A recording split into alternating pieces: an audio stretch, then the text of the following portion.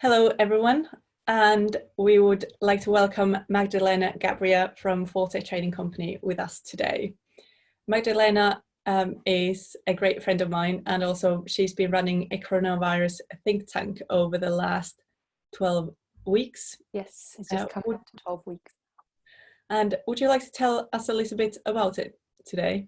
Yeah, so in response to the coronavirus, which I think hit all of us in different ways, I really wanted to find a way of supporting leaders at this time, especially when people are looking for direction and when people are looking for that support.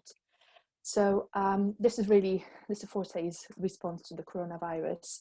I've created a think tank where I've invited leaders to participate, where we would come together, support each other, but also it would be a way of us identifying lessons that we all have learned as part of the pandemic, and also look for ideas and solutions for life moving forward. So really, in a nutshell, they were the three very simple objectives for the think tank. And we've had amazing, tremendous 10 weeks. The think tank is finishing in a couple of weeks' time, where we have been looking at how we could be, living our lives, how we could be, managing our businesses better, for all of us to benefit from it. So it's been really interesting.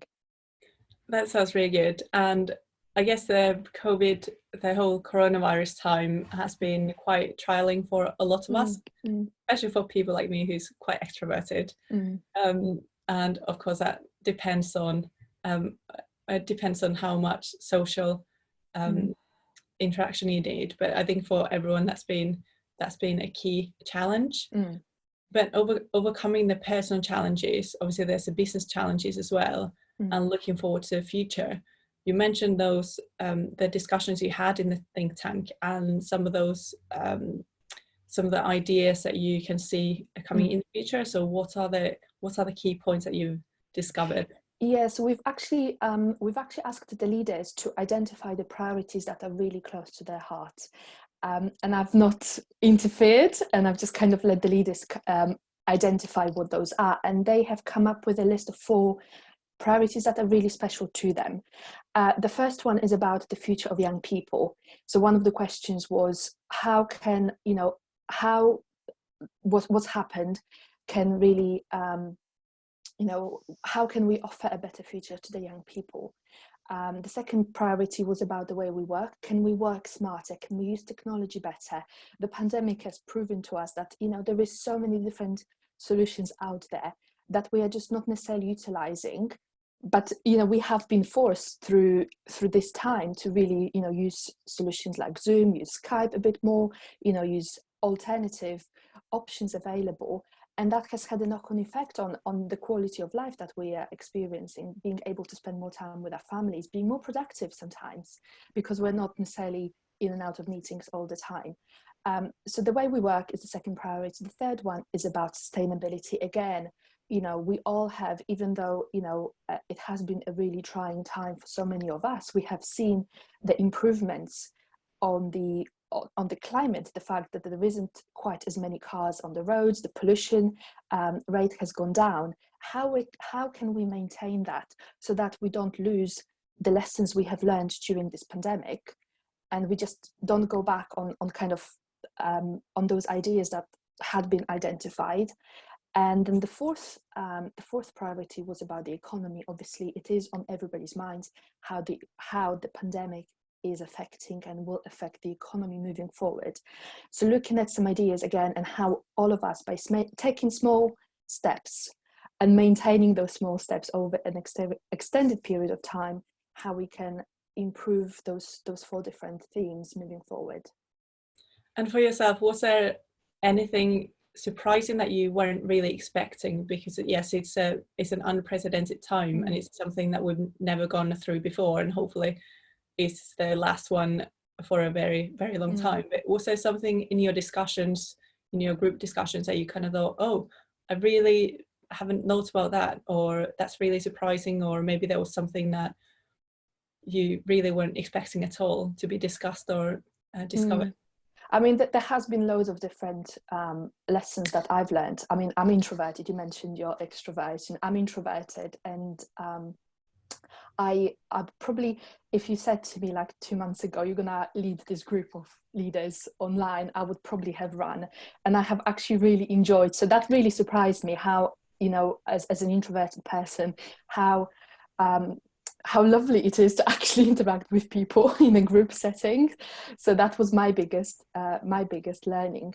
But also, I think, especially in the context of the last couple of weeks, you know, in terms of what's been happening with George Floyd, and you know, I think leadership is no longer a nice to have. It's no longer something that is kind of so remote. I think, you know, the last couple of this year has been transformational on so many different levels, and we have learned the lessons sometimes that perhaps most of us wished we never had to learn, but I think it has also proven to us how we each need to, those of us who feel passionate about being the change we want to see in the world, how it is important that we have a voice, how we speak up, how we look for how we can be, you know, changing, you know, whether it is the environment, whether it is how, you know, how the work is designed, how we work, how we commute to work, where we basically prioritize our time and what we prioritize our time on. I think that is important, that, you know, we think about ourselves and think about how we can be that change that is needed. It's no longer a nice to have, it's something that actually needs to change if we want to live in a better, you know, in a better, you know, in a better environment, and we want to leave a better future for the next generations. Thank you very much. And is there anything that you'd like to say to the people who are watching this video, who maybe they kind of feel that spark inside themselves, thinking, oh, you know, that's something that a change that I'd really like to see, but quite afraid to do anything, and you know, not really sure where to find the bravery within. So what's your message to those people? We've had those conversations with the leaders, and there was this one leader who said, in kind of early on in the think tank, what can the little me change? What can one person change?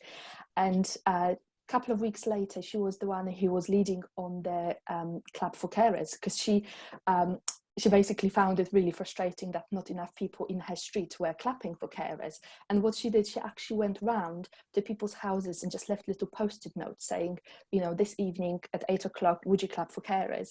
And she has recorded the video of how she has managed with just one, you know, just one person, how she managed to bring the whole street together, and they were all clapping and they were all supporting the carers, you know. And I think that just really proves that, you know, the change starts with one voice. You know, you know, we sometimes think that change is such a big, complicated, you know, project, and often it is, but it starts with one step.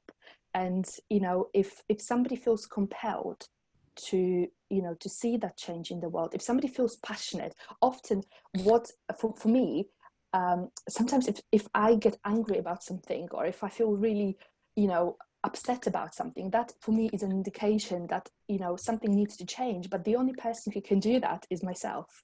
So obviously I have been really upset, you know, with you know, with the riots and, you know, the death of George Floyd. But, you know, for me, it's not enough that I'm upset. I need to take an action, and my action was actually that we sent out, you know, an email to all of our supporters saying, you know, we actually support Black Lives Matter hashtag. We are supporting, you know, giving people the voice. We're supporting the equality. We want to see more communication from, you know, people coming from different backgrounds, different cultures, you know, different experiences. It is important that we meet together and we have that dialogue. So change starts with just one person. It's important that you speak up if you feel passionate about it. Thank you very much, Magdalena. And thank you for having me, Tuuli. Thank you. And I'd like to mention to everyone that Magdalena is also a best-selling author. Oh gosh, I forgot about that. Yes, there's been a lot of things happening in the last couple of months. And her book, Wild Wise Women, has been an Amazon bestseller. And she's also running a Personal Excellence for Leaders program starting this July. Yes. So The application process is actually coming to the end of play this Friday, but the program, which is a global program, it's for global leaders, will commence on the 9th of July and will be delivered via Zoom, because we've got we've got the technology, why not use it? And then we can bring people to the table that again represent those diverse backgrounds, and we can have a discussion about how we can support each other as that team, as that community of leaders. So yeah. Well, thank you very much, Magdalena. Yeah. And yeah, great to see you making a change in the world and making a better place. Thank you so much, Tuuli. Thank you. Thank you very much. Bye-bye.